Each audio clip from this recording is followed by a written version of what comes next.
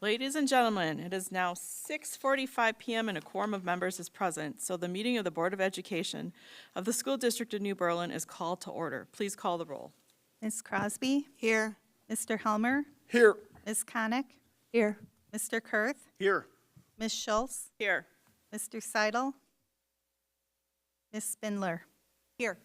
Mr. Seidel let me know he was unable to attend this evening. Then I would ask for a motion to recess to closed session. Madam President, I move to adjourn into closed session pursuant to Section 19.85, 1C, E, and F of the Wisconsin statutes to consider A, the approval of closed session minutes of May 22nd, B, the employment, performance, and compensation matters pertaining to staff. I have a motion by Mr. Kurth and a second by Ms. Crosby. Please call the roll. Mr. Kurth? Yes. Ms. Crosby? Yes. Mr. Helmer? Yes. Ms. Connick? Yes. Ms. Schultz? Yes. Ms. Spindler? Yes. We are moving into closed session. We'll return to open session around 7 o'clock.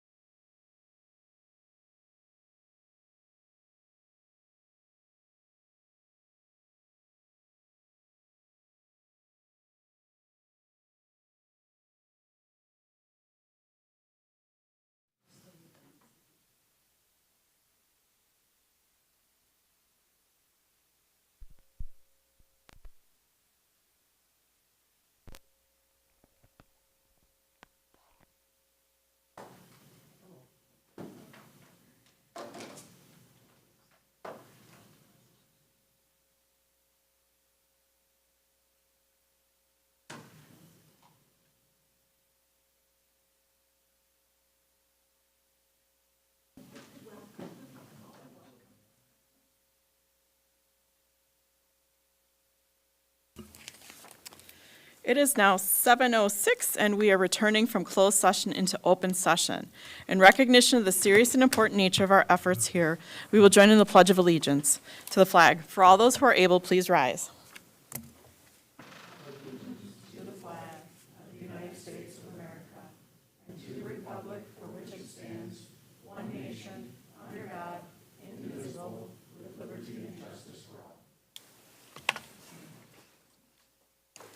And now, for those who wish to prepare for the meeting, we will have a moment of silence.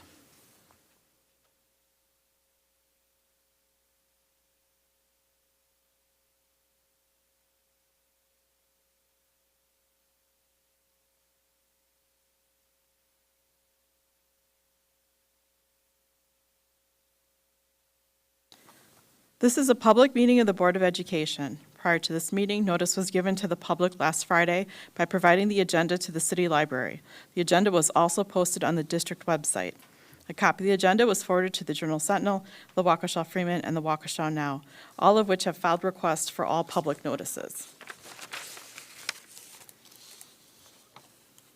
And we have a recognition to begin the evening, Orchard Lane Star Commons mural painters.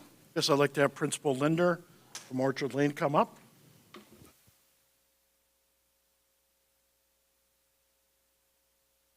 Be a lonely recognition, sorry, but something, it is after school. So thank you very much for allowing me to be with you this evening. Royce Linder, very proud principal at Orchard Lane, here tonight actually to give recognition to some of the students from our AP art program over at New Berlin West.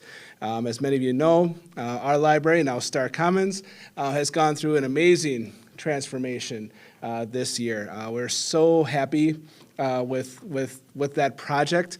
In fact, today was the first day for summer cleaners, and so some of the cleaners that were at our school today were former Orchard Lane students, and when they went into the Star Commons, and their jaws literally hit the ground because just the transformation that's taken place in that space has been really great. So one of the things that has been most impressive with that project has been the planning and the execution of a giant mural on our north wall and also even on our west, like kind of above our lights there. And that project had been orchestrated by Nikki DeCook over at New Berlin West. And 16 of her AP art students all pitched in, and from the design to the stenciling to the painting, all completely done on their own and on their own time. Nikki was nice enough to give me the list of all the students who had participated. There were 16 students total that had participated in this for a grand total of over 453 hours. And that's not even including the time that Nikki put in and also the time that Amy Weber put in at Orchard Lane as well. There were two students in particular that I just want to make sure I make note of here. Kaylee Kapelzinski and Emma Campo, each put in 111 hours. 111 hours. So, and if you haven't seen the project yet, it's really cool. It definitely like represents us as a school. It really makes the space like very vibrant and an exciting place to be. So what we're going to do is we're going to put a little sign to recognize those students and for the efforts that they put into making that project work right there so other people can see it, because we're really proud of the work that they did and very grateful for the opportunity that they had to come over and do that work on behalf of our school and our school community. So thank you again for allowing me to give those students that recognition, and we're looking forward to putting up that little notice of their hard work. So thank you. Thank you, Royce.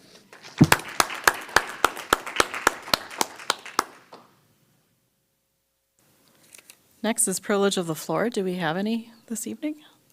I didn't think so. Well, I better make sure. You never know. All right.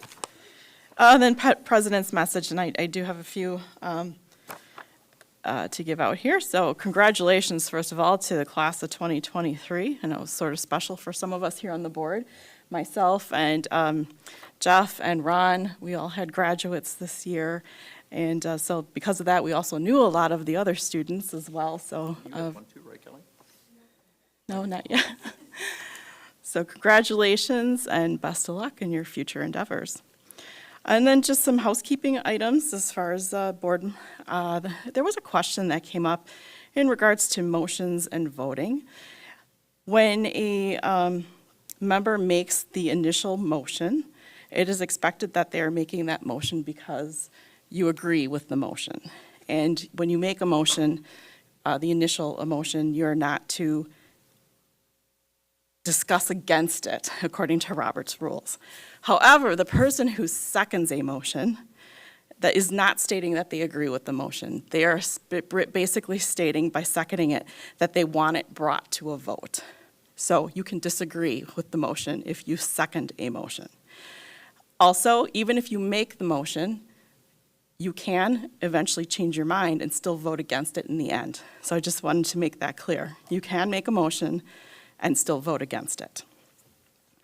Also, when it comes to our board goal setting, we generally do that every summer.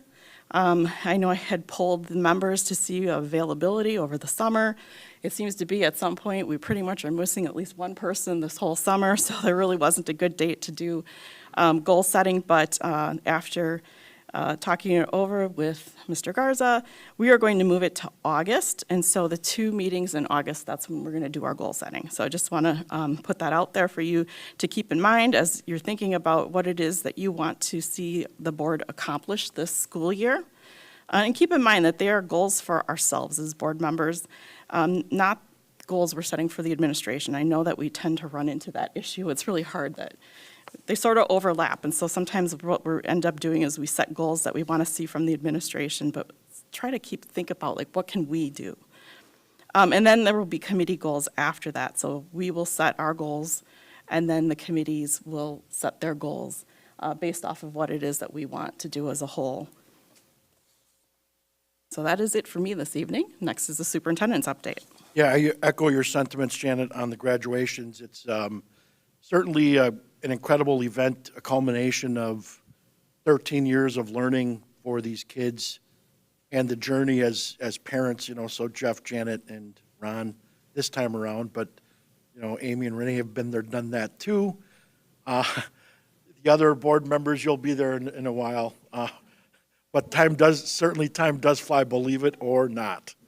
But they were just great events. And thank you to the board members who were able to help us celebrate. Feel free, we did record the event. They are on YouTube on the district's YouTube channel. I also did want to update the board that we are certainly leading the way in early literacy. You are going to hear from our staff, our administrative team, later in the conversation, the presentation about our data results. We have been working with other school districts. That's also included in the presentation, not only throughout Wisconsin, but also throughout the U.S. We have also been tapped by the legislative education committees, both from the Assembly and the Senate. We've worked closely with Representative Kitchens and Senator Jagler.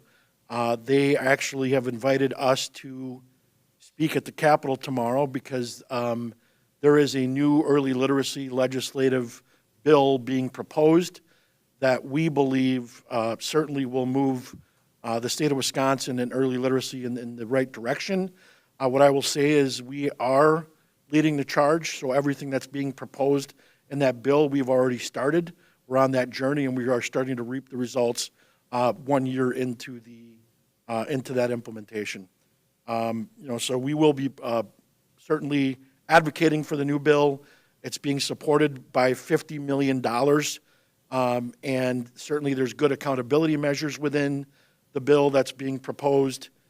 Doesn't necessarily give DPI all of the lead in that work, which we think is good, and hopefully we will have a seat at the table as it relates to some of the subcommittees that are being developed as a result of the proposed legislation. Thank you very much. Those are my updates. All right, thank you. Then we have our consent agenda, which includes the notice, the approval of minutes of the board meeting on May 22nd, the WIAA 2023-24 membership renewals, the WASB renewal, and also approval of the New Berlin West mountain bike team. Are there any items that should be pulled out for separate consideration? All right, do I have a motion for the consent agenda? So moved. Second. I have a motion by Mr. Helmer and a second by Mr. Kurth to approve the consent agenda as presented. Is there any discussion? Actually, Yep. just a question on the WASB dues here. Are we still finding it beneficial to work with WASB? We are. We are supportive of them. Obviously, the board at one point was concerned about their involvement with the National School Board Association. As the board's aware, they have detached themselves from that. And as long as that continues to be the case, and as long as they continue to provide the worthy services that we are able to utilize on a day-to-day basis, we certainly do recommend the moving forward with this membership. Could you clarify some of those services for maybe some Yeah, new so- board members and people who have no idea why we use them? So handbook development, policy development, even though we work with Neola, we also work with WASB. We actually work with them. In some cases, we work with their legal team because it's part of our membership. They have a panel of attorneys at WASB, and it's already part of the cost, so it's no additional cost, as opposed to when we reach out to our legal counsel, then we are charged certainly by a specific rate of time, which is separate. They also do have, we also do participate in the state convention. We actually also attend many of their various conferences. A lot of the conferences, like for my association, Patrick's Association, and others, are intertwined with WASB, and we just get discounted rates as a result of that. I have used them in the past, just as a resource, and found it helpful. And as Joe mentioned, you're not charged on a per basis usage since you're already a member. I don't necessarily agree with everything they do, but they are a fairly decent resource when it comes to needing technical information. Awesome, thanks, guys. Any other discussion on this? Okay, then. Then all those in favor, raise your right hand. Motion passes. On to our regular agenda. We were to have Waukesha County Business Alliance presentation this evening, but we are passing on that one this evening. They're not able to be here. So next will be the Teaching and Learning Department Student Achievement Data presentation.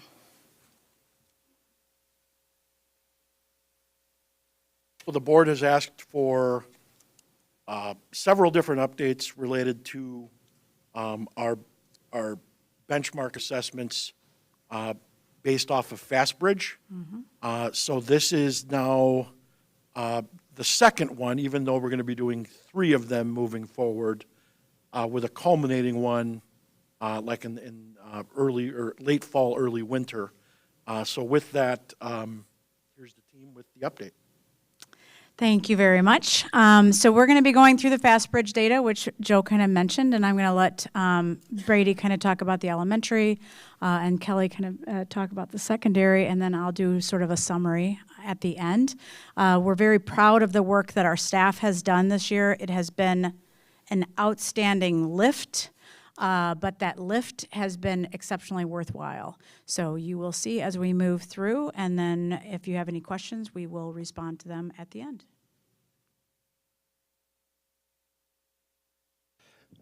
All right, are we ready? Ms. Spindler, welcome to the board. Thank you for your service and everyone else as well. But this is the first time we get to present in front of you. So as we've done the last couple of times, we're going to share some benchmark data with you all. We met with Mr. Helmer and then I believe the rest of the board back in October, November, and talked about some things that you wanted to see. So we're gonna share those. Today, my presentation is gonna be a little bit more heavy on some ELA stuff because that's been a lot of what we've been working on this year. We spent a lot of time working on that. as we've brought in a new program. We've tried to anticipate some of the questions that you may have based on some of the discussion that we had last year when we were telling you that we were going to, change everything. And, and there were several questions. So, and maybe some trepidation, not only from you, but maybe even us. So we'll get into that just a little bit. I'm going to skip through some of these definitions because we've talked about them a lot. One thing to keep in mind, whenever I talk about a reading, we're not using in the elementary grades, we're not using the FastBridge benchmark. We're using the 55th percentile because that's what some correlational studies kind of determined for FastBridge. So when we talk about benchmark, it's a little bit more rigorous of a goal for us, but we like that. So let's just talk about first slide that we've agreed on to share is third grade. This is a comparison of the spring to spring third grade data. As you can see, we're up in both of our reading categories, A reading and CBM reading, based on when we compare this year's and last year's third grade reading scores. The second slide that I want to point out, and this is actually a really nice slide. It's our current fourth graders. The board had asked about, well, we want to see, make sure that that they're doing pretty well in third grade, and then they go to fourth grade. So the blue bar is our current fourth graders. That was their third grade percentage of kids meeting benchmark, and then the red is them this year in fourth grade, which is actually a pretty nice jump. So we're really excited. We're pretty excited about that. So those were a couple of the slides, the two slides really that the board wanted to see, but we have shared a few other ones. This one is just overall A reading. Again, as a reminder, A reading is a second grade through sixth grade assessment. Actually, we give it in our secondary schools as well, but second through sixth grade. Again, blue lines, or the blue bars are the percentage of kids meeting the benchmark last spring, and in second grade or third grade or fourth grade or fifth grade or sixth grade, and then the red line or the red bar is this year. So you can see we were higher. We had more kids above that benchmark at every single grade level, second through sixth grade this year. Now every meeting, I can appreciate we look at that past slide and we try to say, well, okay, so our second graders, they were blue, so that means this year's third graders are red. It's not a great comparison to make on that slide because it's not technically a cohort. So what I did is I figured I'd just pull out the cohorts for you guys because usually I get that question and I usually then have to spend an hour in my office the next day coming up with this to send you. So I figured I'd just put it in. Again, so this is so our current third graders, the red line is this year, and then the blue line is what the percent that were at benchmark last year. We went down a little bit in our third grade. I wouldn't say that necessarily surprised us, but it is something we're going to continue to watch. The really, really exciting part, I think the thing that we've learned this year is that everybody talks about the science of reading, the science of reading. Everybody's listening, or maybe not everybody's listening to Sold a Story or whatever. And everybody's talking about phonics and phonemic awareness and all that kind of stuff, which is critically important. We know that. The thing that we changed that this year to a more systematic and explicit way of teaching. But the other thing that was really, really interesting is we brought in a knowledge building curriculum where we're building kids' background knowledge, we're building kids' vocabulary. And if you look, it's a really neat thing that our kids in fourth, fifth, and sixth grade who have been with us the whole time actually took some pretty big jumps. And we didn't know what to think as we started the year with those grade levels. We thought it might be harder because they had been in our system for a long time. But there's some pretty nice jumps for those kids as well. So we were pretty excited by that. The other question that I figured I'd get, because we did hear last year when we talked about this with the board of, we're concerned about our advanced kids and making sure that our kids that are advanced or scoring highly continue to score highly. And we agreed, and we are. If you look at this graph, this is on A reading. It's the percent of kids that score in FastBridge's advanced category. So you can see second grade last year, 51%. This year, second grade, 56% scored in that advanced category. So you can see all across the board, our advanced was up. That last section there is all of second through sixth grade, which means we're up by about 5% in the advanced category this year, which I think is a pretty nice jump for us. And then the second question that maybe would lead from that is, okay, fine, so you're growing kids to the advanced category. What about the kids that started this year in the advanced category? Where are they? So you can see, again, this graph is each year, 22 or 21, 22 is the blue, 22, 23 is the red. So you can see last year in second grade, 88% of the kids that started in the advanced category stayed in the advanced category throughout the year. This year, actually 92% of the kids that started in the advanced category stayed in the advanced category. So you can see that throughout each of the grade levels with about a 2% increase total second through sixth. Keep in mind the big our biggest point of discussion I think last year was the CKLA curriculum, which was grades 2 through 5, or well, it's actually K through 5, but in here it's 2 through 5, and that was about a 4% difference. So anyway, I thought those were some interesting statistics to share with y'all. Here is just A reading the average score for each of the grade levels, last spring and this spring. And then just a quick look, again, we've talked about those skills, right? A reading is a little bit more of the general reading. The kindergarten through sixth grade also does like a different set of assessments that are like more skills assessments, not necessarily the comprehension, but the actual skills of reading, decoding words, and things like that. So you can see every grade level had more kids above the benchmark, with the exception of fifth grade. So we have to dig into fifth grade just slightly to see what happened there. This is another interesting one, and I know we've talked a lot about spring to spring data.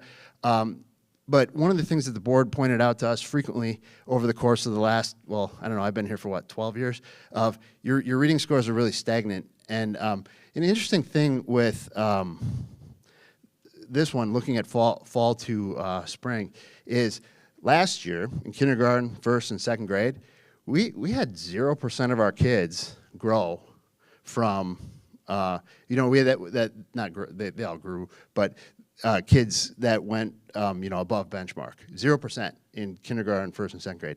This year we had 6, 2, and 4%. We had increases by that much. Now take a look over at third grade. We moved our percentage of kids above the benchmark. Last year we moved it by about 3%. This year we moved it to 12%, which, I mean, all the data, all the conversation around the whole country is about, third grade reading. So that's saying that, boy, with it's kind of the new way we're doing things, we increased our percentage of kids by 12% that are reading with fluency and accuracy by the end of third grade this year. Again, these are just the average scores.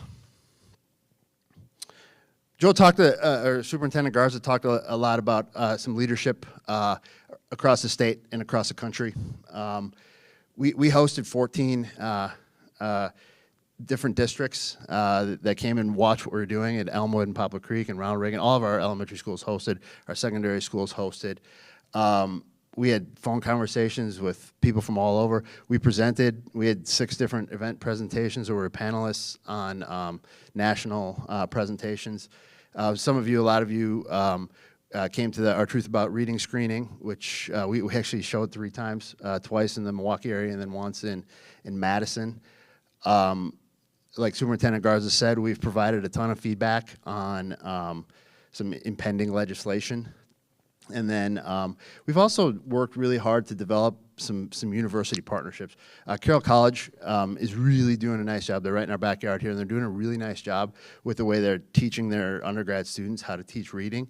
And we said we're in the business of building partnerships, and we've built a partnership with them, and we actually hosted 36 of their students in our elementary schools this spring that did some practicum work, which was awesome. And then, finally, Ms. Schultz was able to join us for our legislative visit. Senator Jagler, Senator Hutton, and several other representatives were here, and they saw some really, really effective literacy instruction. We actually showed like the 3 cueing approach that, is getting all the attention now, what that looks like, and then the actual way we're doing it now. And Senator Jagler walked out of the office, and I think you were there, Ms. Schultz, and he said, "Oh my God, I just lived Sold a Story. I couldn't believe it." Anyway, if you haven't seen Sold or listened to Sold a Story, it's a very interesting podcast. And maybe one of the most important things, and again, we talked about CKLA and ELA being a knowledge-building curriculum, the importance of building kids' background knowledge. That's given our teachers a chance to do some really fun and creative things to really engage their students in different things. So we just took some pictures and put them up here, some celebrations for the end of the different units. Kids learned all kinds of different topics this year, and our teachers really got into it. The 6th grade team that looks like doctors over there, it's kind of a funny story. They actually they dressed up like doctors. They were reading about the yellow fever or something. They were reading a story about the yellow fever, and they were reading about these doctors that were seeing kids that were getting or people that were getting the yellow fever, and then the doctors got it. And well, so they dressed like that, and then by the end of it, that's what they looked like at the beginning of the day. At the end of the day, they kept throughout the day, they kept making themselves get more and more yellow and stuff like that. I actually think one of them might have succumbed to yellow fever by the end of the day. I'm not sure. And then obviously you see Mr. Sepnewski dressed up like Paul Bunyan, and it's just a really fun experience for our kids.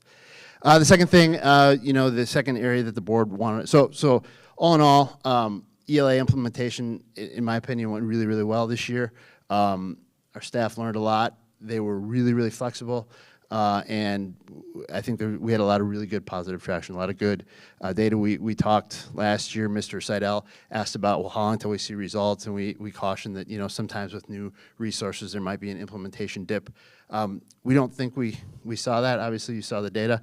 And as when we get our forward results, we're excited to see what those are.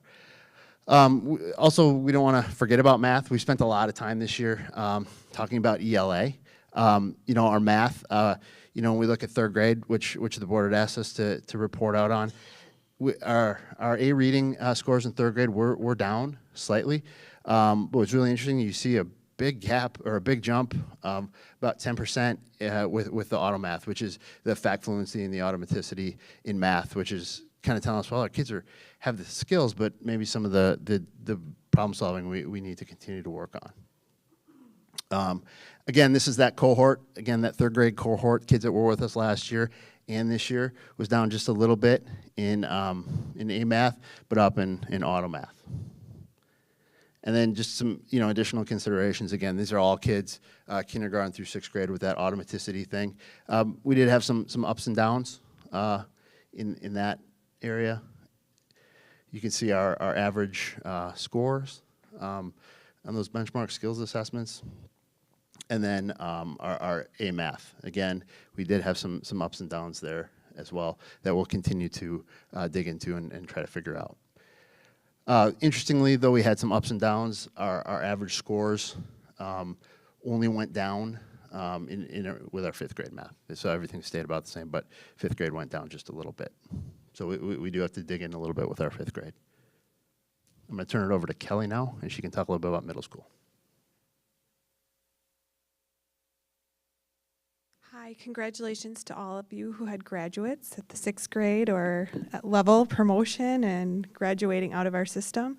So I'm going to talk to you about our middle school and secondary data.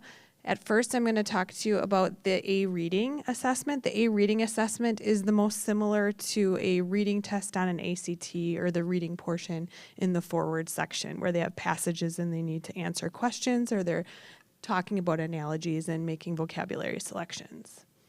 So when you look at last year's spring data compared to this year, we saw growth in every area except for the 9th grade level. And when we're looking at the 9th grade, while it's not a true cohort, our 8th graders last year started out pretty low, and we know that they saw growth by the time they got to 9th grade. So we're looking at 2 different sets of students, and I think that's important to remember when looking at this data. Not an excuse. We're digging into 9th grade this entire summer to see how we can be better. When we're looking at A reading, a true cohort, so taking out all of the students who didn't take one of the assessments, they either weren't here last year or they're not here this year. These are all the same assessments. It was pretty stagnant for our A reading growth from spring to the next spring. I did want to add what our growth looked like from fall to spring this year. This is a new slide that I was able to add when we were looking at data within the last 2 weeks. And in every single grade level, we saw growth from fall to spring within those students. And I think that's a celebration of our teachers' hard work and our students' hard work and our families' hard work. So I would like to celebrate that. Our average A reading scores went up in every single grade level compared to last year, and also went up last year to this year. We're going to look at the foundational reading assessment, which is auto reading, and that's what gives us specific foundational subscores like decoding, morphology, vocabulary. When we compared last spring to this spring, we did see some growth in 7th and 8th grade, and it stayed the same in 9th grade. Again, that was not cohort data. When we look at our cohort, so our students that were in 7th grade this year, 8th grade this year, spring to spring, we saw a slight decline. However, when we look at our average scores for the foundational reading in 7th, 8th, and 9th grade, all of our 7th, 8th, and 9th grade students take this assessment, we saw an increase of scores going from grade level to grade level, as well as looking back from last spring to this spring. Another goal the board has is in the area of mathematics. I do want to remind you that students do not take the mathematics assessment in FastBridge beyond algebra. So any students who are in geometry in 7th grade, 8th grade, or even 9th grade do not have assessment results. We took those students out when we looked at cohort data, so you'll see that here. And we have a lot to celebrate here as well. We had an increase looking from spring to spring against not the same students, but what were the spring scores last year compared to the spring scores this year. And we did see an increase, or in 7th grade, it stayed the same. We did see a very slight increase when we're looking at cohort data from 7th to 8th grade. So just like what I talked about with A reading, that was very similar to the forward scores and some of the ACT type tests. This one is also similar, A math. Auto math is looking at, like Brady said, the fluency, calculation, speed, etc.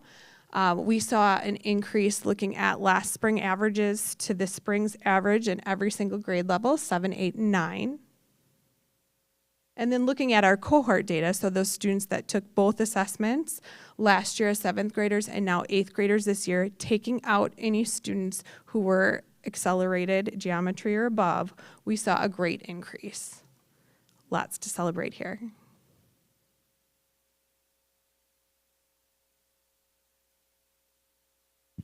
So just to kind of summarize, I mean, you saw everything there, but overall, we did not experience any of that implementation dip that research says that will occur when you implement a new instructional program or a new resource. We are taking a leadership role regionally and nationally, and we're really proud of that. We keep getting phone calls from a lot of different people from all over the place, which is kind of fun to be in an exemplar district in that respect. Also, we weren't, based on our FastBridge spring data, we are on track to meet our goals for the upcoming years, all the way up to 2030. And then 100% of our students with disabilities are on track to meet or have met their annual reading fluency goals, which that is a huge growth piece because their baseline was 85% last year, and we're at 100%. Based on a few slight dips in elementary math, that is something that we're going to be continuing to delve into to, assure that we're addressing any deficit areas. And in the upcoming school year, we'll continue to our progress in ELA and math, and we will assure that we're challenging all of our students to meet all of their goals so that they can be successful. So, any questions? Really quick, do we have ACT data back yet? No, so it's still embargoed at this point. So the way that we've patterned out our presentations for you all, we present ACT kind of in that November time period when we're also presenting AP and forward results. And when do we believe that this new curriculum will impact ACT? Is it like 5 more years before they get up in the grades? Well, the new instructional strategies right now are, our 8th graders are the first ones that are receiving that now. So it still will be maybe a few years before it impacts ACT over time. But we're continuing to grow our ACT Yeah, scores regardless. I think, Amy, with that specific question, some of this science of reading research and the structured literacy pieces, we actually have implemented at the secondary level for the last three to 4 years. Kelly, you guys have been doing this? It was a lot easier for us to kind of implement some of these instructional practices within those courses because we didn't have to change a resource per se, like we did at the elementary. And so we will be sharing the information with you as soon as we can. I will be sharing the information actually with the board, even though it is embargoed, but unfortunately we can't share it with the general public until DPI sends that release. Right. But I will, one of the things that in talking to Renee as a personnel Bless you. committee chair and Janet is some of my goals are based off of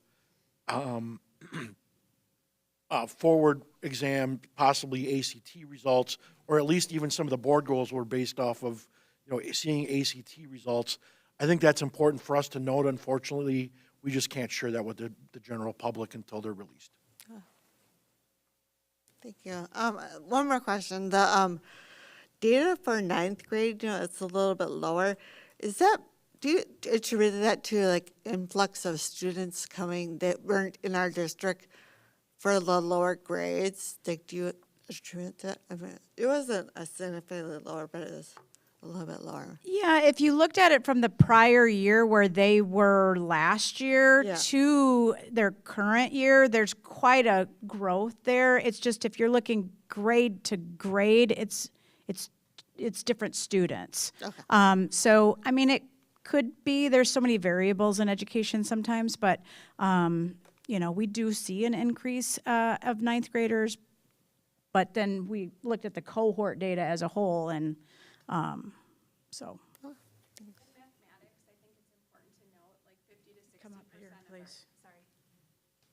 In mathematics, I think it's important to note at the 9th grade level, you have 50 to 60% of our students who are at that geometry or above course, and they're not taking that. Real quick, what is the forward, what is the forward exam ages again for grades? Third through 10th. 10th, okay. A few different tests in there, grade to grade. Science is in there for some grades. Yep. Fourth and eighth take science, social studies, Yep. and math. Yep. And then everybody else just takes ELA.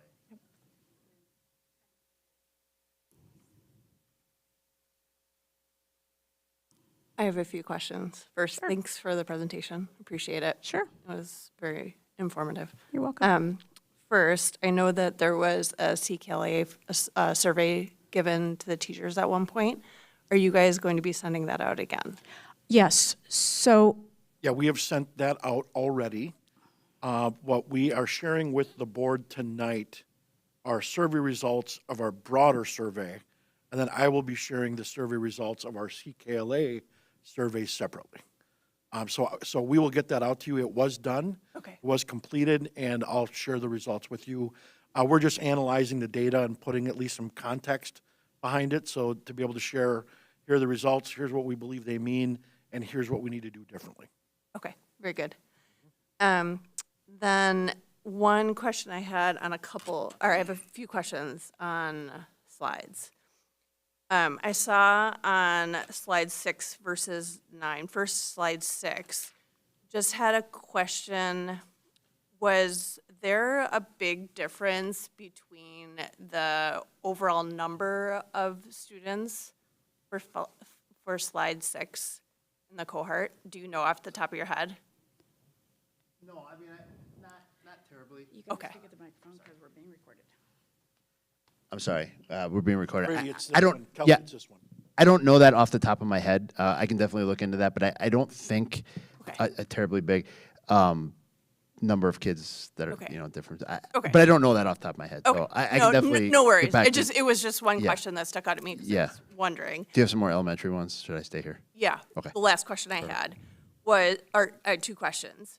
You said, and this is a non-educator question. Yeah. So you had said the decline in 3rd grade did not surprise you, and I was Yeah. just kind of curious as Yeah. to why. Yeah, so, we knew that 3rd grade, I mean, that's that pivotal year.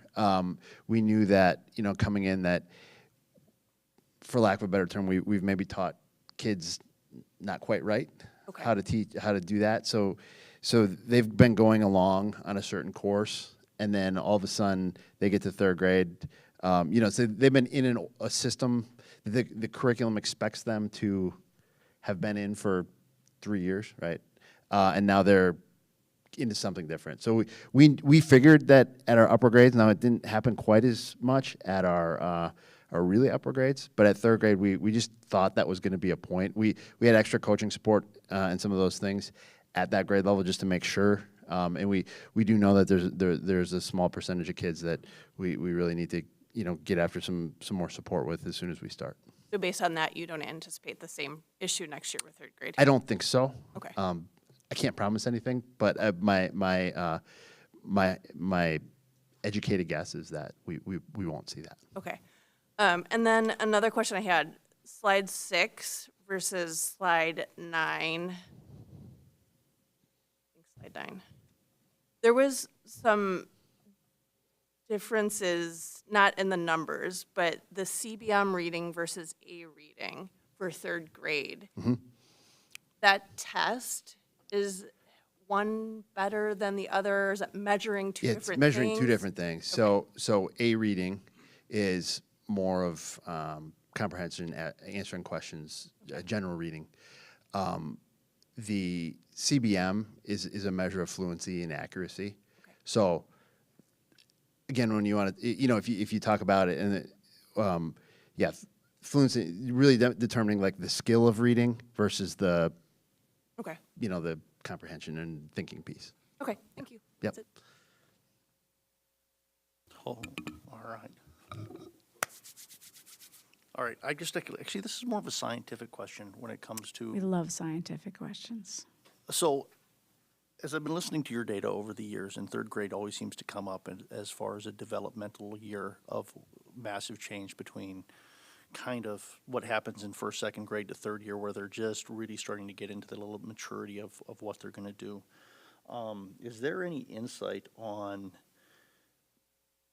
at that age, is there like a brain development change, whether it be a right brain to left brain, that is stronger at that age level than, maybe previous? Like if they're more, like is that age more apt to be a reader, more apt to be more logical in math? Is that something that's a thing? And I just wanted to ask because Well, we're seeing a change, and I was just wondering if that's actually like, because it's, off. Because if it's a nationwide thing, I'm not just talking about our kids or our school district, but as a whole, there seems to be a developed thing at that particular age range. Is there an anomaly of one side or the other, or is that? It's sort of where our children tip from learning to read to reading to learn. It's like the learning is becoming way more advanced, except for with CKLA, our knowledge strand is getting richer and richer at younger grades. So you're going to see over time that we shouldn't see that dip at third grade because the knowledge piece with CKLA and the science of reading is huge. So we're going to weave that rope together so that we hopefully won't see that gap in third grade. One of the other key pieces to that is the way we are providing significantly more direct instruction to our students as it relates to reading and ELA. So we kind of did an estimated amount of actual direct instruction in reading. It was approximately less than 5% previously. We are now actually up to closer to 60% in direct instruction. And so, unfortunately, Jeff, part of the issue is that the research has shown, Dr. Mark Seidenberg, who was at UW-Madison, is now retiring, had basically said, generally speaking, though, that the way that we were teaching it, like some kids were going to learn that way, but many kids were not, and that was evident in our data. Like our data kept, we were good, we are good. We're one of only 13 districts with a 5-star rating in the state for K-12 schools. We're in the top 5% as far as ELA, but that 60% proficiency is not good enough. And so with providing more of the structure, more of the, Kelly just mentioned the knowledge building and the vocabulary building is all part of making sure that we're bringing those proficiency rates up year after year after year. So again, that's an interesting thought. We'll circle back as a team, but certainly a lot more structure to the delivery. All right, one more question. How many kids were in the Eisenhower graduating class this year? 170-ish. There was one student difference between Ike and West, I know that. Did you guys count how many distinguished college and career-ready students there were? We did not count, but that's part of the 93? dashboard that we will be sharing with the board. I think it was 93. My wife looked it up. Just as, to me, it's a little kudos for as we're looking at the education and what we're doing and what we're providing, Right. have 93 students, distinguished college and career-ready, accolade to walk across the stage was absolutely fantastic. Yeah. So, yeah. Congratulations to all of them, because just fantastic. Perfect, thanks. Okay. Anyone else? Any other questions? Okay, thank you. Thank you. Thank you.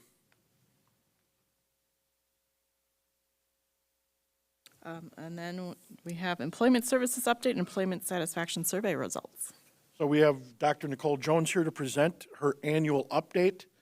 As the board is aware, we do an annual survey of our staff. This survey we actually have discussed with the Personnel Committee on several occasions.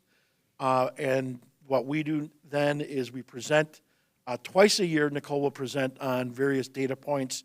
Today's is specific to the survey and survey results and what we're going to do about it. And then she'll also come back later, early fall, late summer, to talk about retention rates and salaries and wages and other things. So this is part one of her reporting. Right. Go ahead, Nicole. All right, thank you. So just to kick us off, I wanted to review some things that we did coming off of last year's annual survey. So based on the results that we received from our 2021, 2022 survey, these are some of the changes that we implemented heading into the 2022-23 school year. We revised our categories on our compensation model to give more weight to teacher instructional practices, as well as student growth scores. So when teachers had expressed they wanted more recognition for what was actually going on in the classroom versus some of those outside things that they were doing at a district level. We believe we needed to acknowledge that as well, because the biggest difference that is being made is happening right in the classroom. So we adjusted some of those weights for our portfolio process. and took off some extra writing that they were doing. They were practically writing novels for these portfolios.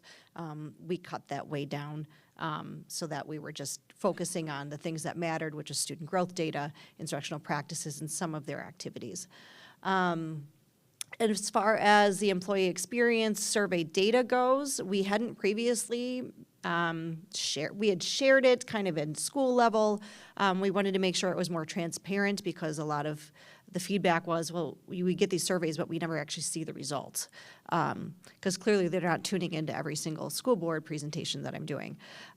So we put it up on our staff intranet. We created a page for them. We directed them where to go throughout the year. We provided reminders of where they can find this data, as well as where they can find the information on the action steps that we did take as a result of the survey. So we continue to keep that up to date with the various surveys that we've done throughout the year.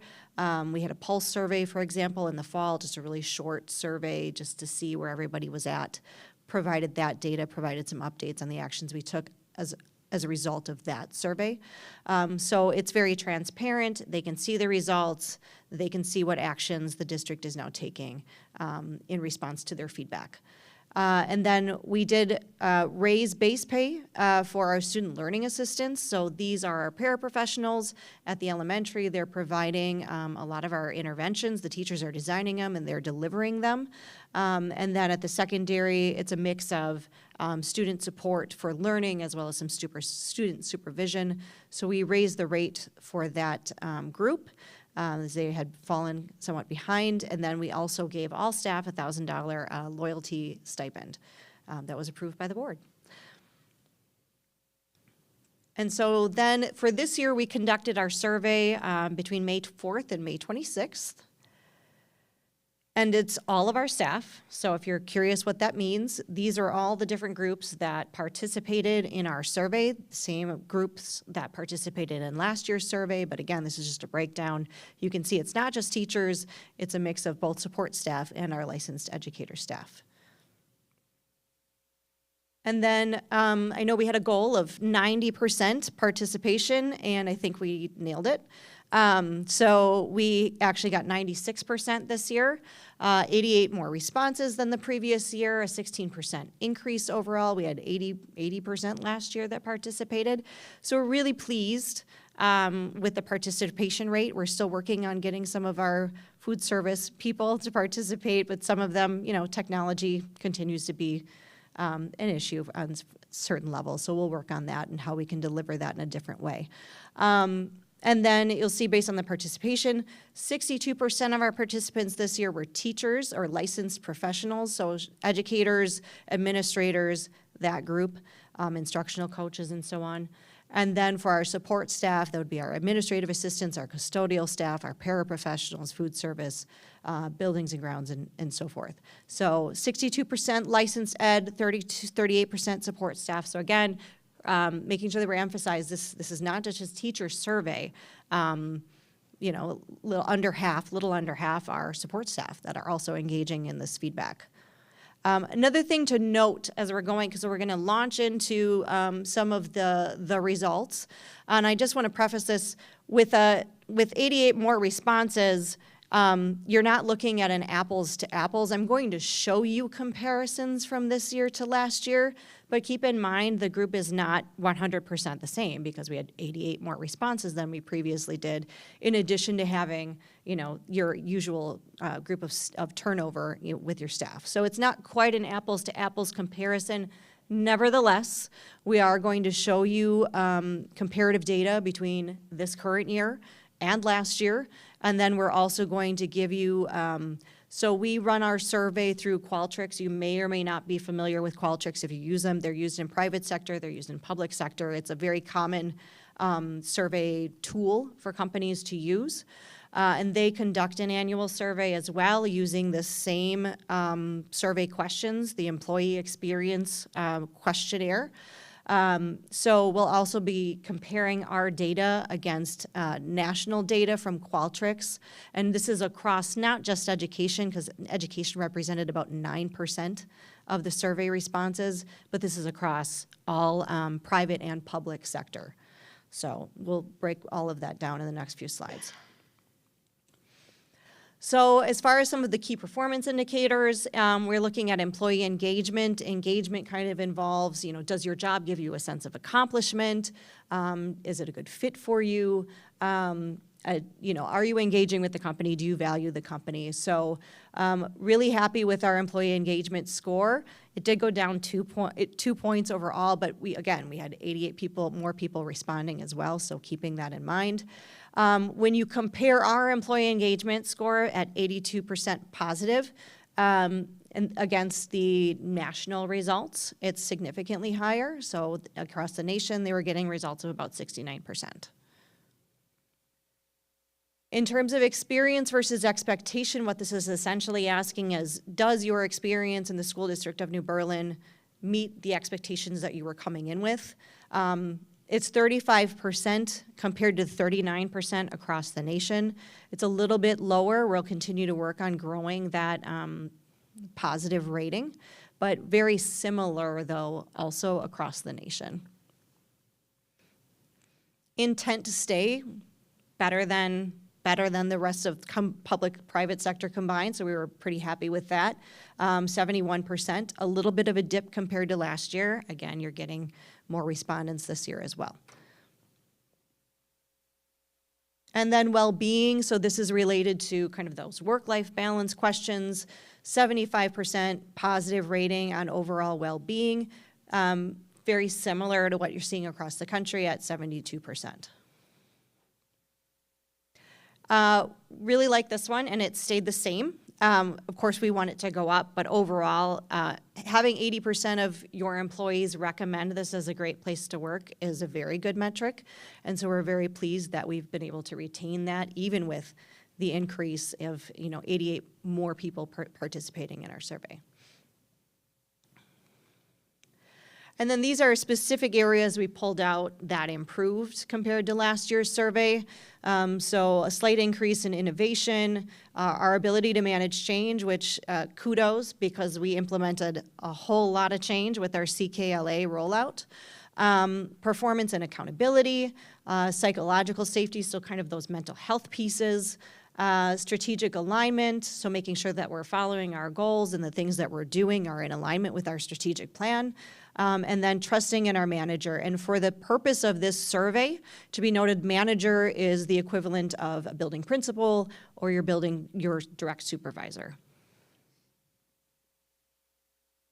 And then areas that had a decline compared to last year of 5 or more points, the intent to stay, which did go down slightly.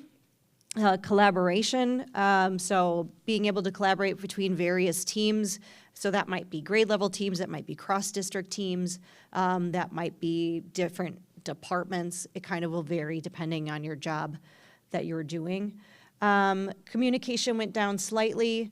And then I thought it was important to note, though, you did see, if you break communication down into the 2 questions that were asked, senior leadership response to feedback from employees, that actually went up overall. Senior leadership is referring to our district level directors as well as our superintendent. So I thought that actually was a very nice thing to highlight. And then breaking it down into our top 5 areas of strength. So in terms of areas of strength, we're looking at engagement, so our employees, feeling like this is a good fit. Again, they're feeling accomplished at their job. Role fit, similar. Living the values, so we have our mission, vision. They believe in it. Everybody's following it. Feeling respected at work and feeling safe at work. And then we also had areas of growth for this year. So the top areas where we're looking to grow: communication. Pay and benefits, you'll note pay and benefits kind of stayed the same from last year to this year. Recognition, that was also part of last year's areas of growth. So we need to continue to work on that. Our work processes, so your ability to get your job done, do the processes at work allow you to be productive. And then work-life balance was another area. And then I'm pulling this out as this was our sticking point last year as well as this year. So about 30% believe that positively that they're being paid adequately for their job. Across the country, the positivity rating is about 50%, so we are below that, but you'll also note that we're pretty similar to the education sector when you're looking at that national survey, which is 38% in education believe that they're adequately paid. So now we've got top 5 areas that we do well, and this is based on comments. So we also have survey comments that we collect. What we do in the program is we're able to, pull out themes. So identify themes, and then you identify the topics, and then it pulls out different sentences or words within the comment section that align to those topics, and you're able to do an analysis of that. So areas we're doing well, again, you'll see there were 37 positive comments related to leadership, 32 related to coworkers and teams. I should note, not everybody puts in comments, it's not required. So that's why you're seeing lower numbers there. 30 positive comments around collaboration, 20 around student support, so the supports we're providing for students and the types of programming we offer to students, as well as the resources that we offer in the district. And then areas that should be improved based on the comments that were provided in this section. Pay, we're not surprised because that was also highlighted in other parts of the survey. Specifically, student behaviors. So there's a lot of comments about student behaviors in the classroom. They're problematic.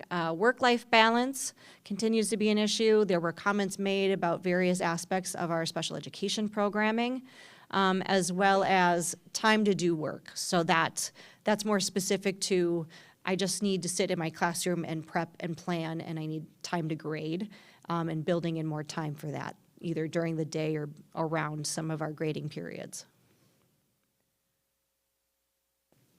So then the next steps that we're looking to take as a district, again, we collected the data, we started to do our analysis in preparation for this presentation for the board. What we'll be doing next is building out dashboards by school and then sharing that data. We've already shared the data with our directors. We're going to build the dashboards out by school so that each school can see their school's data compared to the district data, compared to last year's data. So we'll build that out, and then we'll share that with our building leaders and do an analysis and use that as part of their overall goal-setting plans going into the next school year. We'll also be looking at, we established a couple questions on this survey, common questions that my group of HR friends in southeastern Wisconsin all agreed to do the same questions on our annual survey. So we'll pull those questions out. They have to do with mostly the pay-related questions, work-life balance type questions, and then kind of that net promoter score, would you recommend this district? So we'll all compare the data that we received from our annual surveys, pull that together, and see where we all landed. So we'll talk about that. I don't think the group meets again until September, so that would be a later discussion for us. And then proposing changes to the evaluation system and our compensation model. As you're aware, the DPI did not approve the NIT model, so now we're going back to look at, okay, what can we do with our existing system? What are some enhancements that we can make within that system, as well as, how can we align that to some of the systems that exist across the country that are getting really solid student growth results as a result of their evaluation and compensation. So there's a couple different models we'll be reviewing and to see what can we steal or borrow from those and incorporate into our own. And then continuing through our compensation analysis. So last month, the data was released from DPI for the current school year's pay for all teachers. So now we can dig into that. We can look at it by assignment type, meaning what they teach, and kind of see where we land relative to our neighbors in terms of pay. And we'll also be looking at overall benefits as well, so total compensation. And then in the fall, as Joe mentioned, usually in the fall is when we bring in our retention data, so we'll take a look at what our turnover looked like, who we hired. We've been collecting exit interview as people have been leaving, so that's more survey data that I'll have to present to you all. And then we'll also share our compensation model results. Portfolios get scored out in July, so we'll have those results at the end of that month. Any questions? one of the things we heard with the new curriculum was that employees were getting a lot better work-life balance. They weren't taking as much work home. And I know this is only 62% teachers, but it's a good majority, but it looks like that went down 1 point, I think. So I But guess, in keeping in mind that we had 88 more people participating the last year. yeah, so that, I think, obviously there's more metrics there, but it's Yeah. still 61%. It kind of shocked me. That was the one thing that jumped out at me was the work-life balance. yeah, and I think we'll be able to better compare that when I talk to our locals too, to see, is that an anomaly for our district specifically? Could it have been something that resulted from our CKLA rollout? Or is that pretty common across the board for our educators? And is that building specific too? Did you guys see Correct. any anomalies in there of one school? As far as work, yeah, we do have we're able to build out a heat map kind of by school and look at that data. We're just kind of getting into that. We do have some schools that tend to see a little bit better balance than others. And it does also vary. It seems like there's some differences between 7-12 I would and our imagine. elementaries. I know at the elementary level, something that we're working on, they're still doing duties. So our elementary teachers do still have recess duty or lunch duty. It's not every day, but they do rotate through it. So we are looking to bring in more paraprofessionals to give them back some of that prep time during the day. Because you definitely see some discrepancies when you're looking at elementary prep time versus teachers at the secondary level and their prep time. So we're working to address that going into the next year. Thank you. The question I have is about the action plans. Do you guys post the action plans for the teacher or the staff to see? Yep, so we have it posted on our intranet. So we have a section broken out now that's just titled Employee Experience, so they can go through that and they can see the action steps that we're taking going into the next year. So And once when do we you post those for this coming year? probably would happen right before the start of the school year, so we'll be working on those action plans. I'm looking at Kelly because we have our admin retreat in early August. Okay. So it's really after that week when they become solidified, and then we can post that online. Oh, okay, great. Yeah, great job in presentation-wise, and also I think surveying the staff is a great way to show that, you're caring about their engagement. Thank you. Can you drill down for, yeah, I echo Amy's statement, thank you. The heat map for the top themes, what we should improve for comments, or can you not drill down Can you be, the negative student behaviors? oh, you want to drill down into the actual? Yeah. We can probably share, we have the comments. Okay. Available, and I think that was something we were going to discuss going over maybe with Personnel Committee. Okay, Yeah, it's not something, that we would necessarily pull out here. great, okay, thank you. Yeah, I think we're literally building our action plans as we speak. August is when we solidify things, but meanwhile, we certainly will bring forth some of the data pieces to the Personnel Committee, just so that, A, you're informed, and then B, if you want more information, so for example, when Nicole is coming to present what's on the current slide, retention data, exit interview, and portfolio things. Also, part of it will be related to compensation and some of the things that we're looking to do there. Certainly, we'll start with the Personnel Committee and bring it to the full board. Good question. But I do think if you go back to that slide on the concerns as far as the heat map, certainly there is a correlation, in my opinion, between the negative student behaviors and the special education programming. But again, we will bring more detailed information. Oh, I wonder if that's also tied with work-life balance and work time as well, because all of that adds up with it as well. Yeah. And then pay probably ties into that. I'm not getting paid enough to deal with it. Yeah, right. And we would agree, I guess we would agree. Is there, do we know, when is the survey taken? It's May 4th to the 26th. So the month of May, we kind of ran it for like 3 weeks. Okay. Yep. Maybe we should do the survey after we give them the raises. And Yeah. see if right afterwards, say, are you happy with your compensation after? Yeah. And I think part of the issue too, as far as pay and at least as far as pay goes, quite honestly, we are seeing districts providing 8%, 12% increases, and we have no idea how they're coming up with the funds to do that. It's interesting, All the referendums, because there was just something on the radio about how many referendums have passed across the state. yeah, What they're doing, but they're not, the referendums aren't a sustainable way of like, yeah, we're living within our means, and, there was a broadcaster, I'll just call him a broadcaster, and he had talked about the level of ELA proficiency rates in a particular school district is the same as the rate of pay increase that they were getting, 8%. So, I do not know how they're doing that. We will continue to live within our means. Our budget will drive our wage. We can certainly do things differently. For example, the one-time stipend was certainly a strategically approach to how to handle that without a recurring cost. But you also can look at, starting like the base pay, is one thing that we've identified. Other districts are raising the base pay for incoming teachers, and we're starting to fall behind there. But we also know that we didn't get here overnight. We can't get out of this overnight, and to live within the dollars that we have. So, Okay.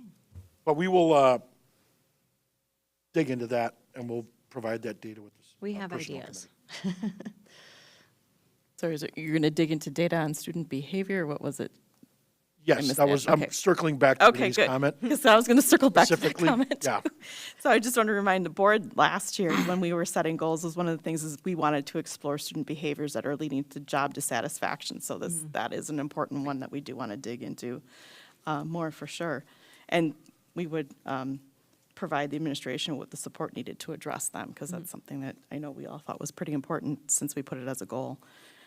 I did have a question. I just thought there was an interesting, conflict between some of the response in regards to trust in managers and senior leadership. There was a lot of positive for senior leadership comments, but yet one of the ones that lost the most points was open and honest communication. So it almost seems like it conflicts there, and I'm wondering, could it be due to a certain school building that, Right. you know- It's hard to pinpoint that one because it's not directly tied to maybe a specific person or a specific role. So yeah, it'd be one that would be interesting to, you can't drill down to it either with comments because Yeah. it's a multiple choice, positive, strongly agreed, strongly disagree kind of a question. But we can drill down to it based on role. So we can see, do all roles feel that way, or is it just this particular group that took the survey? So we can look at it by role, we can look at it by school to kind of get a sense for where that might be coming from. But that might not be tied to a principal. It might be tied to Correct. It could be a principal, it could curriculum or be a IT or director, it whatever could be else, it could be another team or team members that you're working with, your peers. Yeah. The same thing for collaboration, though. Right, there were really positive things, comments about collaboration, and then It's the yeah, top 5 areas the district does well, but Right. then. Negative comments. Right. But then it was, a lot of the comments, and they were conflicting as well. Some people, we do a lot of cross-district collaboration with our teams. Okay. And in some of the comments, they love it, and in some of the comments, they absolutely hate it. So I don't know that that's a particular area we're going to resolve anytime soon, because everybody has their way of collaborating that they like. Yeah, I think So- one of the things to add to that too is, while we have structured collaboration time for our administrators and our teachers, I'm not sure how structured it is in some of the other departments. And so, when you're looking at an increase of non-instructional staff Right. participation in this survey, that could be driving the Right. conflict in collaboration or even communication for that matter. And so that's something that we're going to continue to kind of drill down and Yeah. find out more. But certainly, I just then added open and honest communication to list of things to dig into. Sort of talking then about these action plans, do you ever do a pulse survey halfway Yep, through to? Okay. we did in the fall. Yeah, and actually it was, so we did it in the fall. We just picked out some of our, real sticky wickets. We didn't address pay in that particular one because we know what we need to do for the most part. But we picked on some other areas that were, kind of outstanding, and we did the pulse again just to get a feel for that. I think what was really, I guess, neat, cool about that is that our principals really took it and ran with it. So they took the pulse survey questions, they used that data to inform them, they shared it with their staff, they came up with kind of mini action plans within their larger action plan, and they actually resurveyed throughout the year, and a lot of them were really excited to report back their scores going up. And getting some results. So I kind of love how they took it and ran with it and took action, and they showed that they were being responsive, and I think that really goes a long way. It's probably where you're seeing that positive response to trusting my manager. So We had done informal pulse surveys in the past. This year was a more formal approach. Yep. And we got what percentage participation? over like 92%, I want to say. And that was also a pulse for us to figure out, to make sure we met the goal of over 90%. Right. Did, so. All right. Yeah. Any other comments, questions? Okay, thank you. Sure. And then we have a first read of new policies for adoption. This is the 3,000 personnel and 5,000 students. Does anybody have any questions at this time? These are for your information. I did want to let the board know that we are actually removing policy 5410, promotion, placement, and retention from the list. After speaking with Neola, there is going to be an updated policy being developed later the next time they review their policies. So we felt it was best to keep our policy in place as it is, and that we would, when we bring the updated policies to the board, we would bring in the recommended Neola policy as we have these. But other than that, again, no need for approval at this time. First read. If you can provide us any feedback sooner than later, that would be great. We have gotten some great questions from board members and one thing that I did want to clarify, and Janet brought this up, I thought it was a great question, is that in some of these policies, it says that we need to communicate this by a certain time or that by a certain time. We actually have a spreadsheet that we are actually going over as a team that is provided by Neola to basically say, these are the things that you have to share out with whom and by when. And 9 times out of 10, it's either sharing with the board or sharing with parents or staff. So we actually have kind of a timeline of when and what gets shared out, which I think is something that we've really tightened up most recently. So again, note that if it's in here, we are doing it or we're doing a better job of it based on feedback from Neola and our administrative team procedures. Thank you.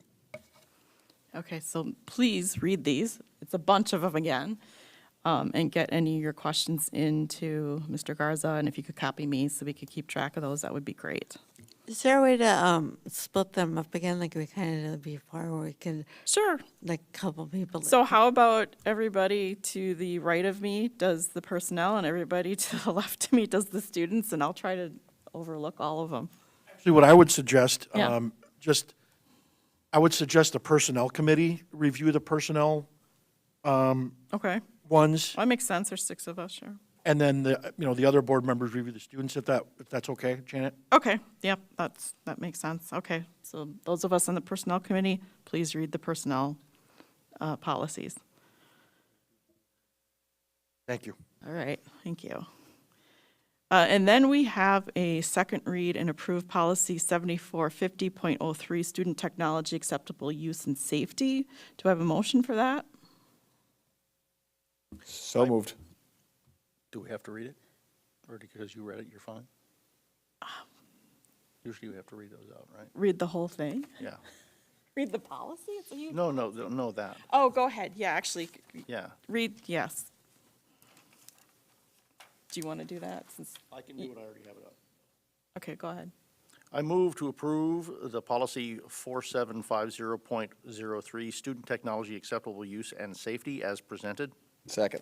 Okay, so then I have a motion by Mr. Kurth and a second by Mr. Helmer to approve as presented.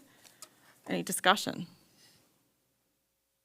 So we brought this forth, and we do strongly believe in the suggested changes, which essentially minimizes the content available to students in kindergarten through third grade. So we recommend approval of the policy as presented. Are there any other questions, comments? When I read it, it seemed fairly flexible, so it sounds like it's mostly the administration, though will have the details as far as the actual process and procedure of doing the restricting. Okay. All right, then, We are all set and ready to go. All right. To implement next school year. if there's no other discussion, then all those in favor, raise your right hand. Motion passes. So we had a postponement of a vote, so we already have the motion out here right now, so we don't need to technically make any motions. We already passed the bylaws and the thousands for superintendent, so it was the 2000s program that we have a motion already opened and postponed. Now, I sent a list of questions to Mr. Garza, which he responded to. So some of them were slightly changed, correct? Because there was, for instance, I believe there was one about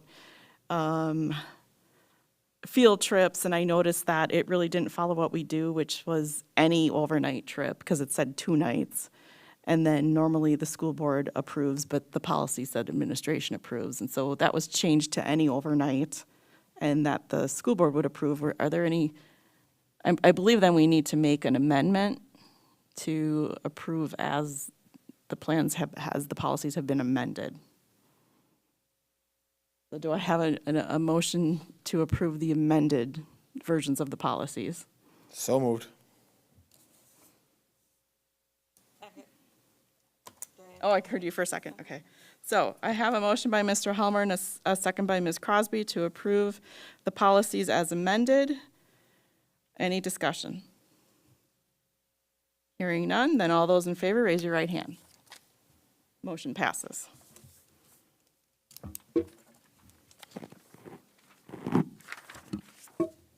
And then we have the preliminary budget presentation. Yes, so we'll have Patrick Miller, our CFO, COO, present the preliminary budget. We are seeking approval of the preliminary budget, not at this meeting, but the next meeting. And Patrick, go ahead. Great, thank you. Just to kind of go through, and some of you who have been on the board longer than others will remember some of the comments that I'm making.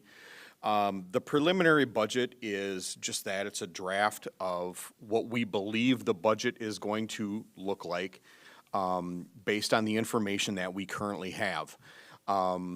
School district budgeting typically has 4 steps to it. The first step is the preliminary budget, which essentially gives consent to operate on the 1st of July.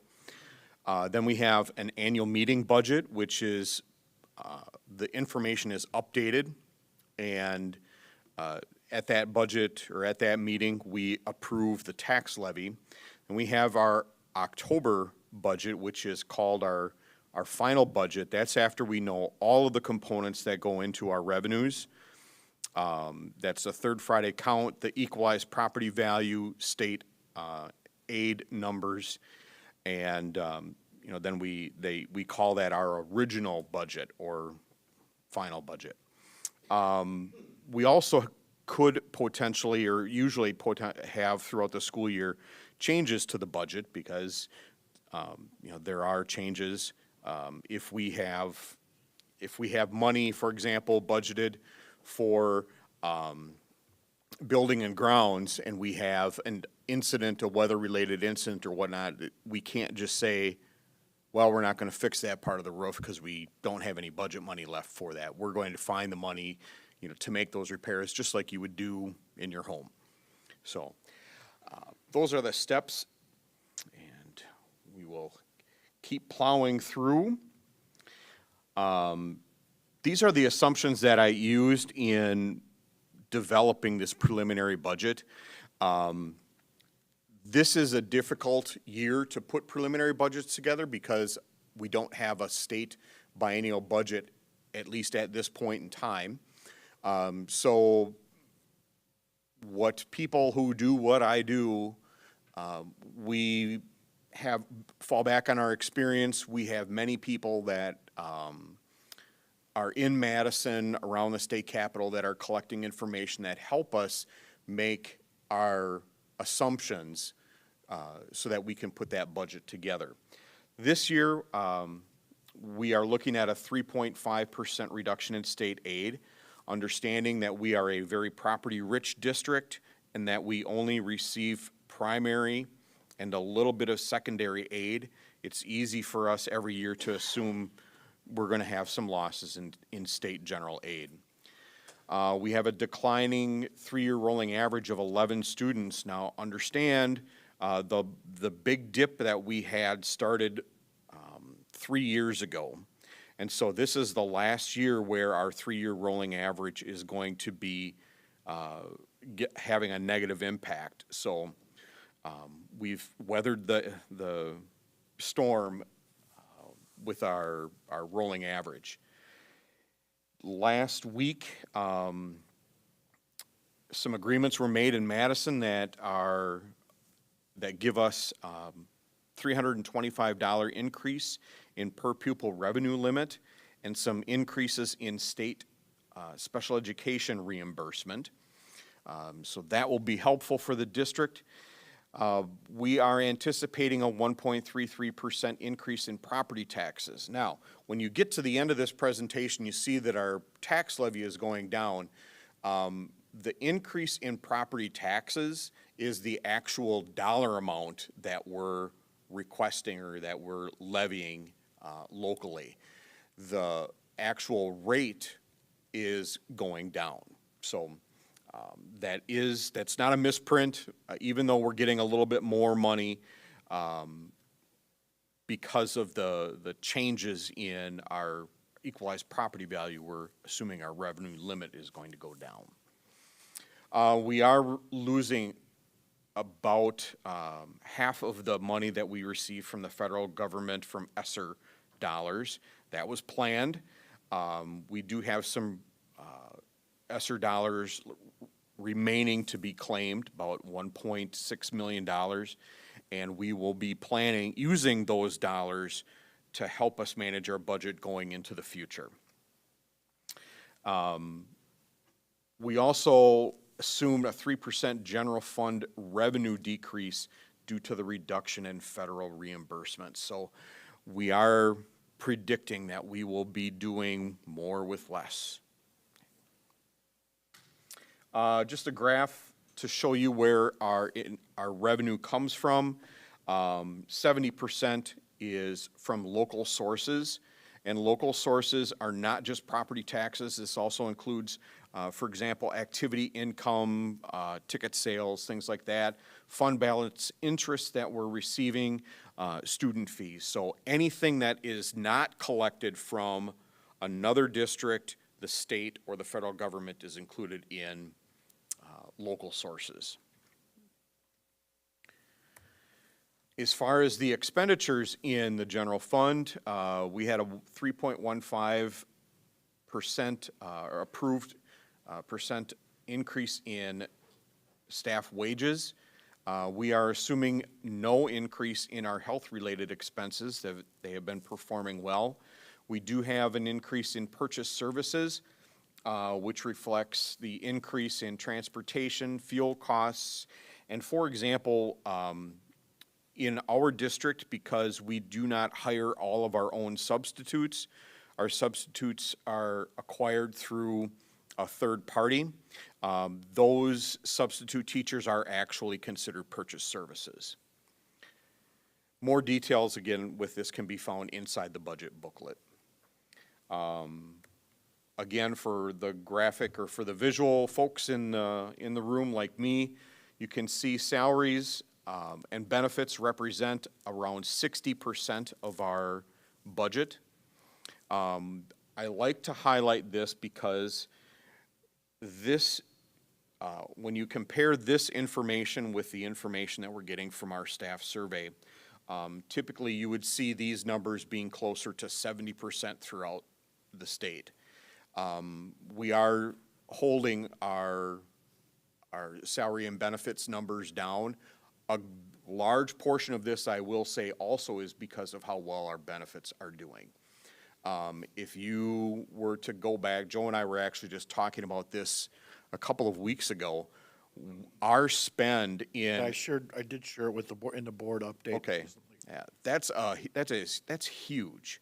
Now, we are going to, be looking at potential increases in our benefits as we go along. Benefits are not immune to inflation.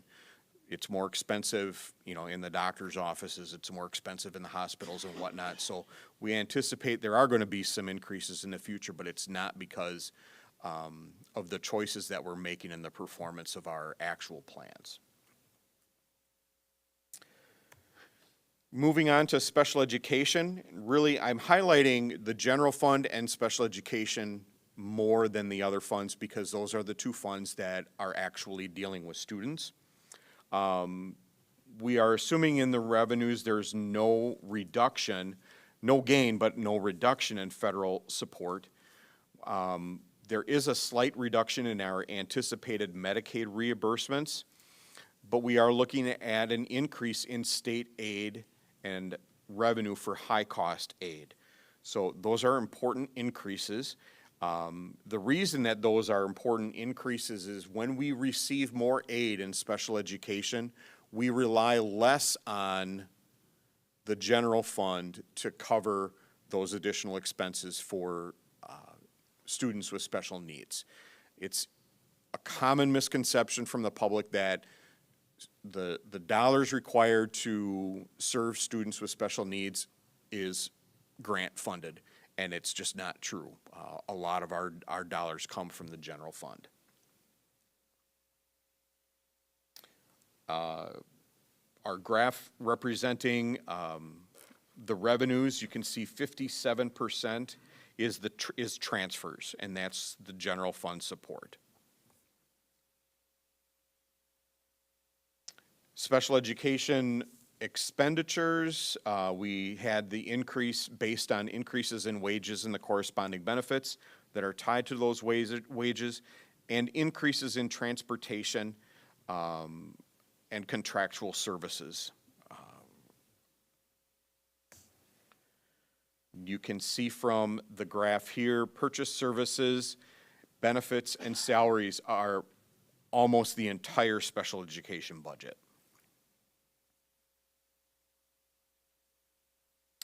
We'll talk just a little bit about fund balance. The end of the 22 fiscal year, we had fund balance of $14,444,000. This year, we are anticipating an increase to $15,944,000. That was planned. If you remember, in 22, we used some of our fund balance to pay callable debt in March of 22. So that drew our fund balance down, and the plan was that this year we were going to be able to replace some of those dollars that we took out of fund balance. We are projecting a balanced budget this next year, which is why it is not a misprint that 23 and 24 fund balances are the same. I want to also remind everybody that fund balance is not our savings account. It's not the same as a rainy day fund. These dollars that we're showing as a fund balance are a one-day snapshot of what our fund balance is. As soon as we pay bills after the the 30th of June, that fund balance will start to change. And the district uses that fund balance for any emergency expenses. A solid fund balance helps maintain our good credit rating. But the third bullet point, it minimizes the need for cash flow borrowing. The district does not get significant revenue until the 15th of January. So we're over halfway through our fiscal year before the revenue starts to really roll in for our operating. We have not had to short-term borrow for the past 3 years. So our fund balance is allowing us to essentially operate without borrowing money. Graphical representation of how our fund balance has gone since 2012, so a little over 10 years. You notice fund balance fluctuating up and down. We'll build it up for a specific purpose from 2014 down to 2017. Those fund balances were used for projects within the district. We built them back up. 2021, you'll notice 2022, we had a next big drop. That's when we prepaid some of that debt, and now, we're swinging back up. Just a little bit about ESSER reimbursements. We're not talking as much about ESSER anymore because we're nearing the end of those dollars. First of all, we're not getting any new ESSER dollars, and the remaining dollars are in ESSER 3, and those dollars need to be claimed by September 30th of 2024. We have, again, a little over $1.6 million, and those dollars are going to be used to help balance the budget, to help cover our budget through our projections that we'll get to in just a little bit. I also want you to know that all of the claims for ESSER have been booked at DPI. They're approved. We're just using the dollars. We're bringing the dollars in a very, deliberate fashion so that it helps our budget. Then going on to a few of the non-education funds. Fund 38 is our debt service fund. Again, reminder that we did pay off some debt in 2022. That gave us essentially 3 years of lower debt payments that we're using to fund our capital expansion fund, Fund 41. We are in year 2 of that, and after the 2025 school year, you're going to see those debt service payments go back up again. Fund 50 is our food service fund.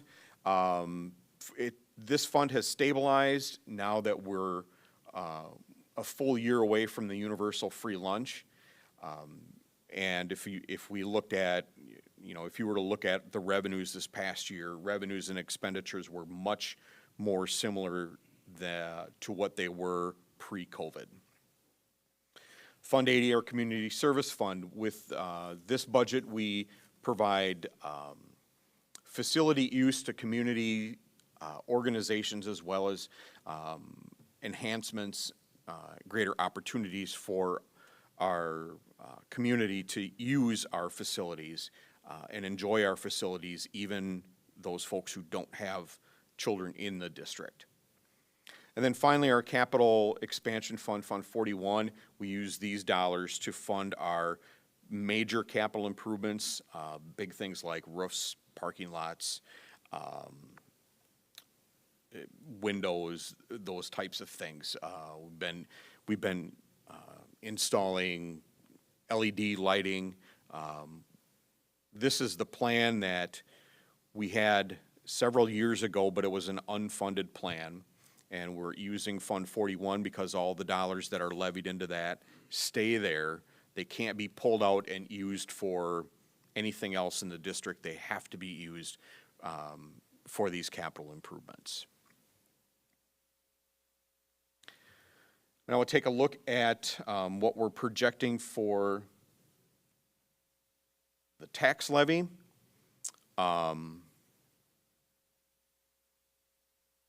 We are estimating the 23-24 property tax levy to be $45,300,000. It's a slight increase from the fiscal 23.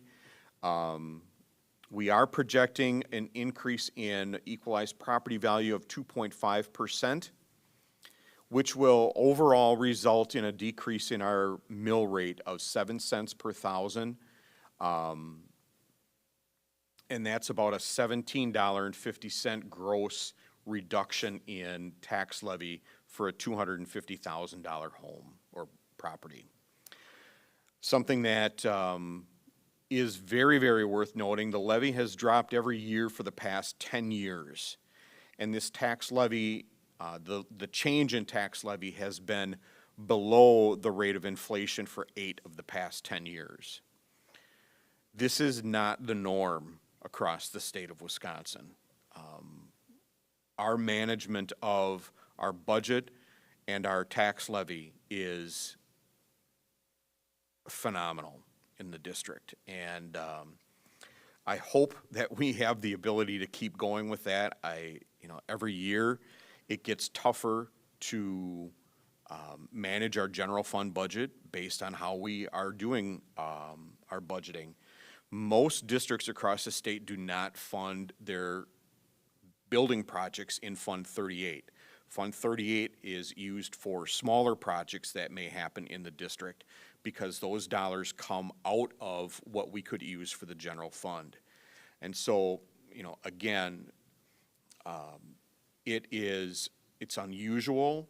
It's a credit to the district and what we have been able to do. And again, we're going to keep managing this as best we can for the term of that debt that we have in Fund 38. This is what our tax levy history looks like. Obviously, the very bottom is our estimate for next year, but here you can see those changes and how many negative numbers that we have there. And you can see our tax rate has plummeted since the 13-14 school year, where we were at $11.42 per thousand down to $6.81.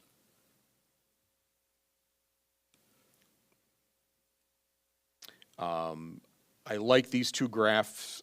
If you would put these over the top of each other, what you'll notice is that over the last 13 years, your property value has continued to go up, and the tax levy has continued to go down.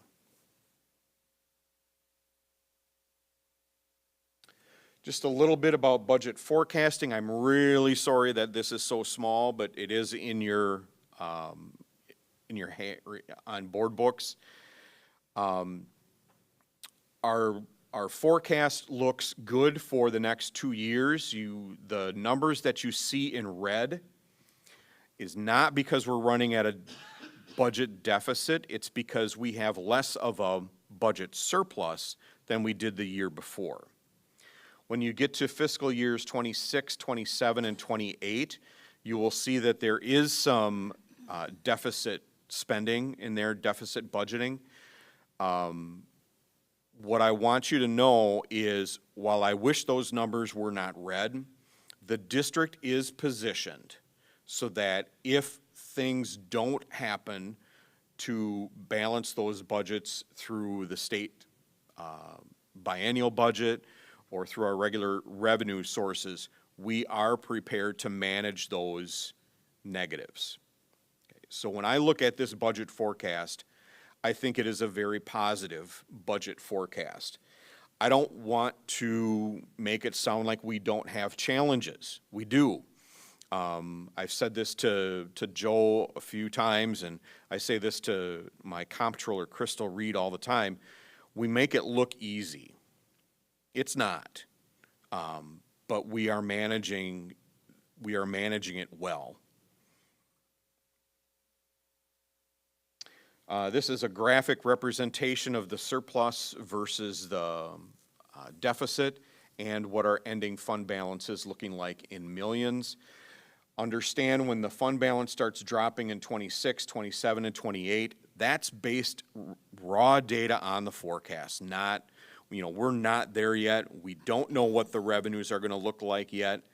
And like I said, we have plans in place to manage those deficits if those deficits really come true. And with that, I'll be happy to answer any questions that you might have.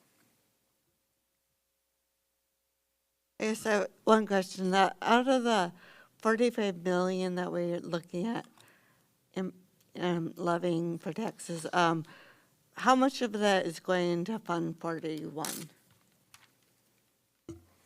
So what I'm planning for Fund 41 this year is a little over 2 million. It's about 2.6 million. That is,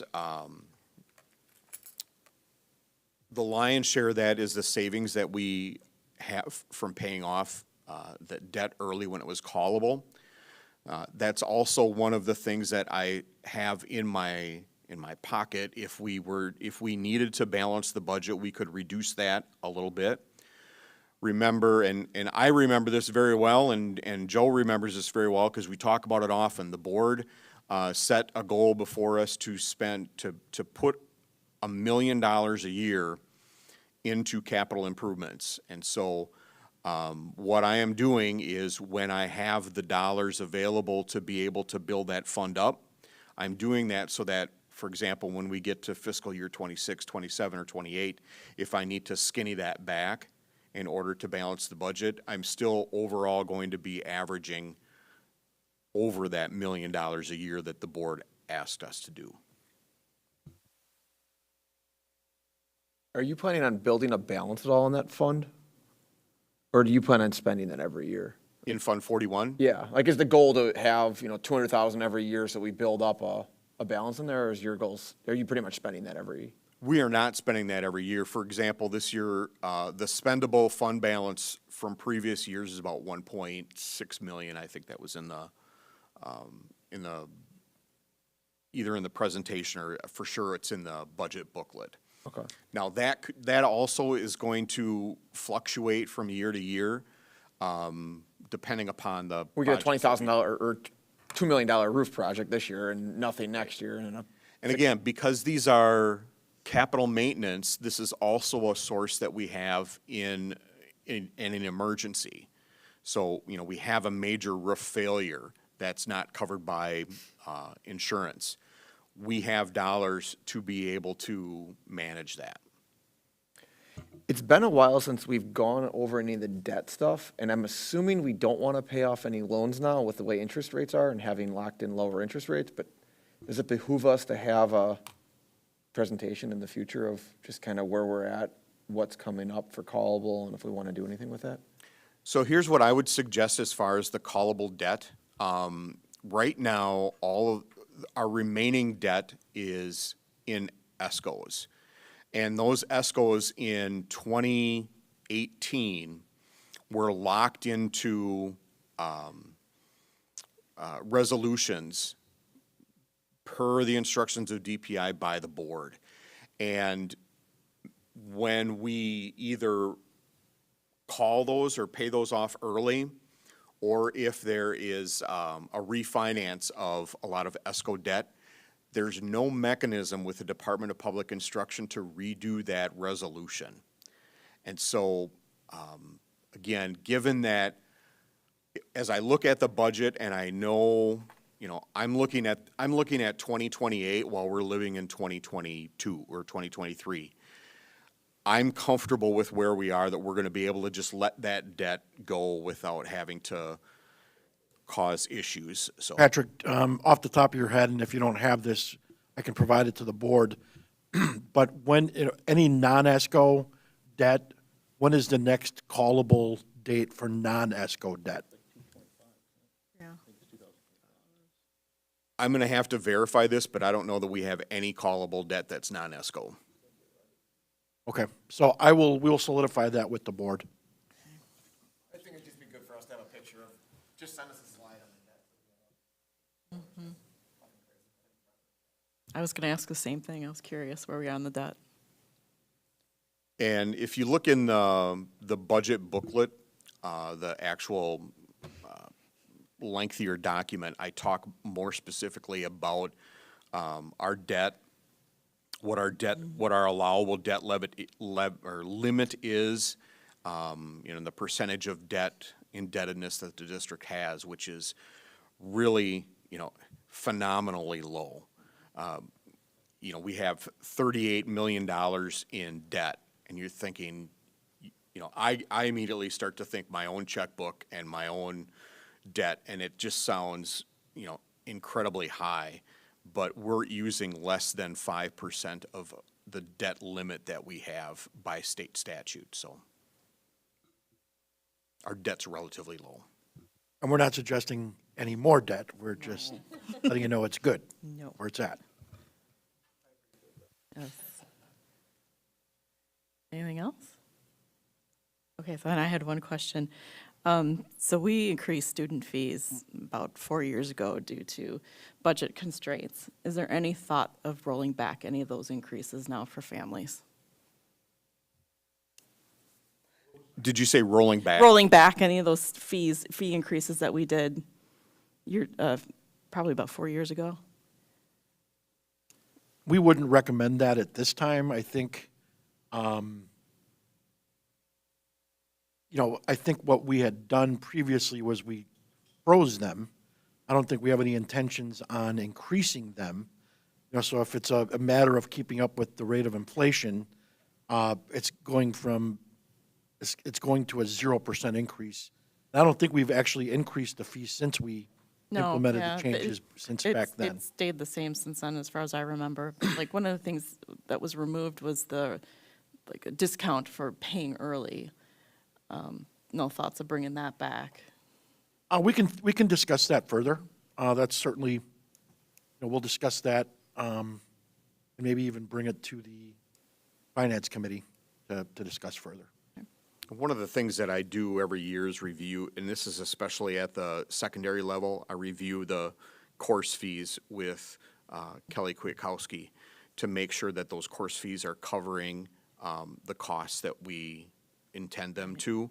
But we also have to be very careful that, it's better with the way state statute is and the way DPI interprets state statutes to be a little under those course fees than it is to be over those course fees. And we manage that very carefully.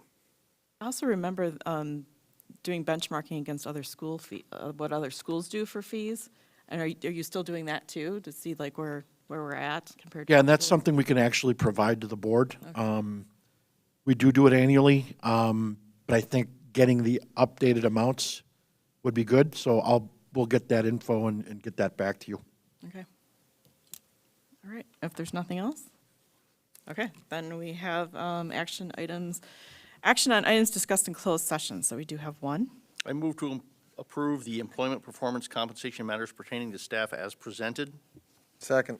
I have a motion by Mr. Kurth and a second by Mr. Helmer to approve. All those in favor, raise your right hand. Motion passes. We have future meetings and dates. Board meetings are generally held the second and fourth Mondays, beginning at 7:00 p.m. in Conference Room E at District Office, unless noted otherwise, which is here. So our next meeting is June 26th, and then we have one meeting in July. That's July 24th. Other important events and dates, and September 25th is our annual meeting and budget hearing. Do I have a motion to adjourn? Second. I have a motion by Mr. Kurth, a second by Mr. Helmer to adjourn. All those in favor, raise your right hand. Motion passes. This meeting is adjourned.